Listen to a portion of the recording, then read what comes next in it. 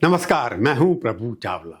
राजनीति में कुछ ऐसी घटनाएं हो जाती हैं जो सारा का सारा दृश्य बदल देती हैं, जिससे राजनीति में बड़े सारे भूचाल आ जाते हैं, परिवर्तन हो जाते हैं और छवियां जो बिगड़ जाती हैं वो सुधर जाती हैं। जब राजनीतिक नेताओं के ऊपर करप्शन के चार्जेस लगते हैं, जब वो जेल में जाते हैं, उसके बाद चुनाव में चुनाव हार भी जाते हैं, परंतु जब जीतते हैं तो किस तरह के सीन बदलते हैं ये अभी देखने को मिला। आज मैं करूंगा प्रभुवाणी इस विषय पर कि अरविंद केजरीवाल जो दिल्ली के मुख्यमंत्री 3 बार रहे, उनको कोर्ट ने बरी किया, उसका मतलब क्या है उनके लिए, उनकी पार्टी के लिए और देश की राजनीति के लिए। चलो शुरू करते हैं प्रभुवाणी में कि आज हुआ क्या। आज दिल्ली की सीबीआई कोर्ट ने अरविंद केजरीवाल और 23 अलग लोग जो थे उनको इस बात से बरी कर दिया कि दिल्ली की शराब घोटाला में कोई भी करप्शन नहीं हुई।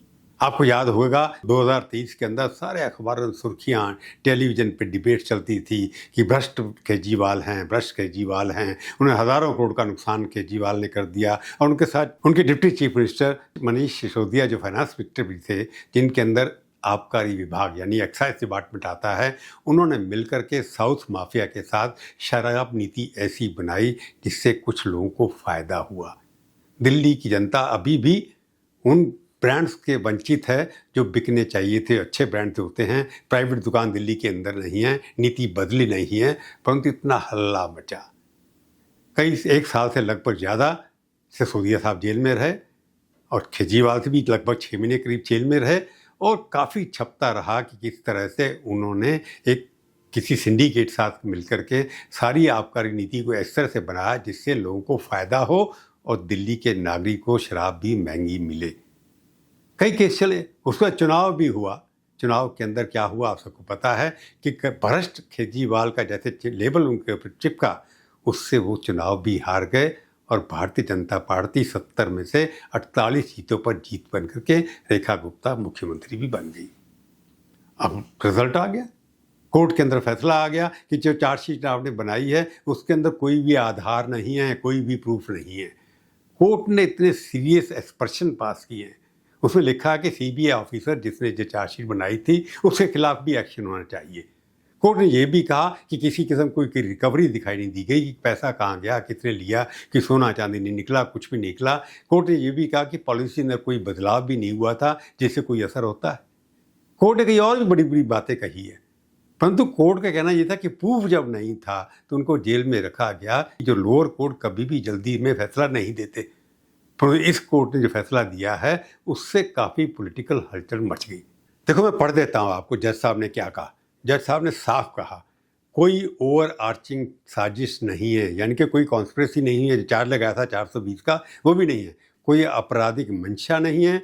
उन्होंने ये भी तीखी टिप्पणी की, कभी कभी जब फाइलें बहुत ज़्यादा पढ़ते हैं तो फाइलें खुद आपसे बात करने लगती हैं। इससे ज़्यादा क्रिटिसिज्म सीबीआई का क्या हो सकता है। कोर्ट ने सीबीआई की चार्जशीट को अंदरूनी विरोधाभासों से भरा बताया और कहा कि प्रोसिक्यूशन न तो पैसे का ट्रेल, न लाभ का सबूत, न आपराधिक इरादा साबित कर पाया है। जज साहब ने यह भी कहा कि जांच अधिकारी की भूमिका की विभागीय जांच होनी चाहिए। और जब जज साहब ने जो जजमेंट सुना दी तो केजरीवाल से ने भावुक होकर कहा मैं भ्रष्ट नहीं हूँ और मनीष सिसोदिया भी ईमानदार हैं। आज सच की जीत हुई है, झूठ की राजनीति ज्यादा दिन नहीं चल सकती, ये केजरीवाल साहब ने कहा। जाती थी केजरीवाल भ्रष्ट है, केजरीवाल भ्रष्ट है।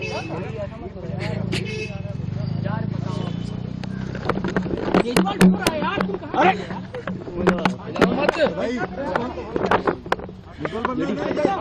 हो गए संभालिए सर, अपने आप संभालिए, हिम्मत सर, लाओ मत भाई। केजरीवाल भ्रष्ट नहीं है। भगवान के घर देर है अंधेर नहीं, सत्यमेव जयते। मनीष सिसोदिया ने उनके कंधे पर हाथ रखकर कहा यह सिर्फ हमारी नहीं सच्चाई की जीत है। और कविता कविता जो चंद्रशेखर राव जो पुराने तेलंगाना के मुख्यमंत्री थे, उनकी पुत्री को भी बरी कर दिया, वो भी जेल में रही थी। उन्होंने क्या कहा, उन्होंने भी यही कहा, ट्वीट किया, उन्होंने एक्स पे लिखा सत्यमेव जयते। मतलब वो भी ये कह रहे थे कि सत्य की जीत हुई है, पॉलिटिकल जो उनका भी नुकसान हुआ, जेल में हुई, वो चुनाव भी हार गई उसके बाद वहां पर। See, we have 100 times said that we have nothing to do with this case. This is a politically motivated case. As a part of political vendetta, this case has been put on the opposition parties, and I am thankful to the judiciary. They have upheld our faith in the judiciary of this country, and today judiciary has cut through this entire web of lies. They have seen right through it, and very transparently judiciary today has upheld our beliefs. परंतु अदालत ने बहुत ही जोरदार चोट मारी। उन्होंने कहा नीति बनाना सरकार का अधिकार है, हर नीति को आपराधिक साजिश नहीं ठहराया जा सकता।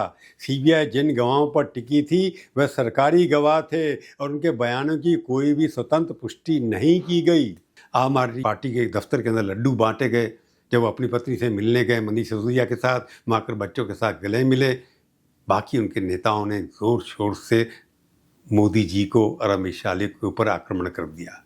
और जैसे अपेक्षित था, केजरीवाल ने कहा था ये पॉलिटिकल केसेस हैं, अमित शाह के कहने पर हमारे ऊपर थोपे गए थे और चुनाव में हराने के लिए सीबीआई के साथ मिलकर के षड्यंत्र रचा गया था। पूरी दिल्ली का बेड़ा गर्क कर दिया। सबसे बड़ा खामियाजा मोदी जी और अमित शाह जी की सत्ता की हवस, उसका सबसे बड़ा खामियाजा दिल्ली के 3 करोड़ लोगों ने भुगता है। दिल्ली के लोगों से जाके पूछो।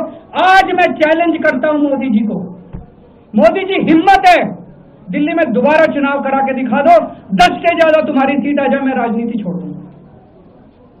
तुम्हारी 10 से ज्यादा सीट आ जाए मैं राजनीति छोड़ दूंगा। दिल्ली की जनता त्रस्त हो चुकी है तुम लोग। परंतु सवाल ये उठता है कि केजरीवाल के फेवर में ये जजमेंट आती है तो उसका असर राजनीति पे क्या होगा। परंतु सबसे पहले बीजेपी की और कांग्रेस की बात कर लेते हैं। कांग्रेस वैसे दुखी है कि कांग्रेस और आप पार्टी के अंदर बनती नहीं है।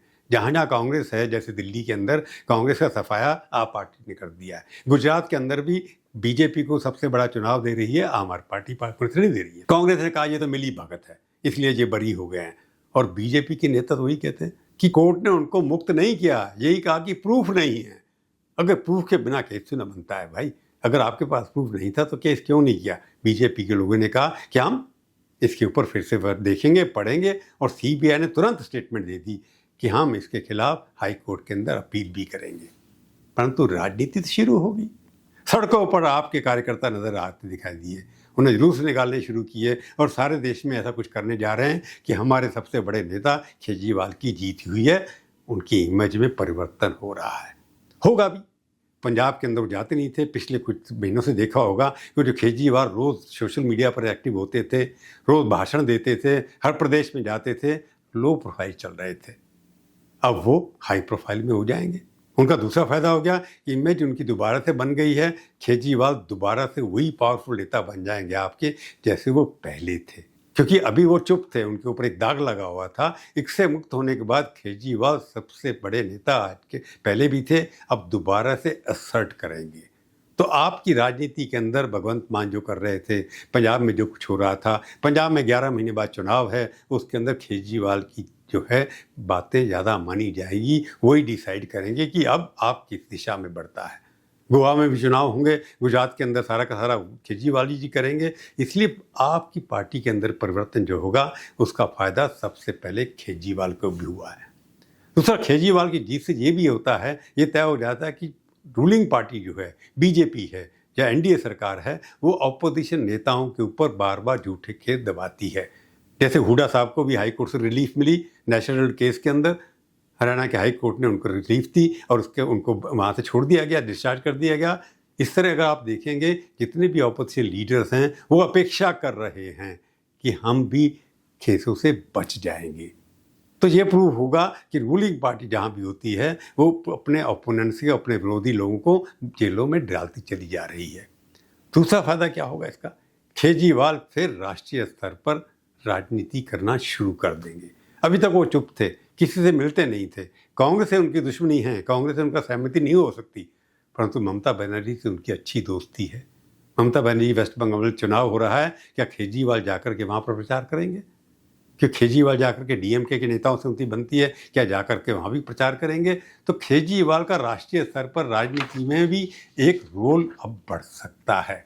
वहाँ बीजेपी के लिए भी उनकी सरदर्दी बन जाएंगे जब से जाकर के। तो राष्ट्रीय स्तर पर भी इनका जो वहाँ पर एक्विटल हुआ है, जो बरी हुआ है, उसका असर राष्ट्रीय दर पे भी दिखाई देगा जैसे जैसे चुनाव होते चले जाएं, क्योंकि काफ़ी प्रदेशों में चुनाव होने वाले हैं, तो उसका भी वहाँ पर असर होने दिखाया जा रहा है। और अपोजिशन पार्टी को इकट्ठा करने में कांग्रेस के खिलाफ या बीजेपी के खिलाफ, जहाँ अब केरला में है उनका वहाँ पर कुछ नहीं है, उस केरला के अंदर कुछ आप पार्टी का नहीं है, परंतु केजरीवाल की पॉपुलैरिटी सारे देश में है। सोशल मीडिया में भी चौथे, पाँचवें, छठे नंबर पर उनका रोल आता है कई जगह पर जा करके, और जिस तरह के वो भाषण करते हैं उससे राजनीति में परिवर्तन तो होगा। अब इसके ऊपर बीजेपी क्या करने वाली है? नए केजरीवाल को, जो अपने आप को कहते हैं मैं क्लीन केजरीवाल हूँ, मैं भ्रष्ट केजरीवाल नहीं हूँ, इसको किस तरह से बीजेपी हैंडल करेगी ये समय ही बताएगा। आज की प्रभुवाणी में केवल इतना ही। अगली बार फिर मिलेंगे, किसी और विषय पर बात करेंगे। तब तक के लिए धन्यवाद। जाने से पहले फिर एक बार कह देता हूँ, मेरे चैनल को देखिए, उसको सब्सक्राइब करिए, शेयर करिए, टिप्पणियाँ लिखिए, अच्छी, बुरी, खट्टी, मीठी, मैं सब पढ़ूंगा और बुरा नहीं मानूंगा। नमस्कार, जय हिंद।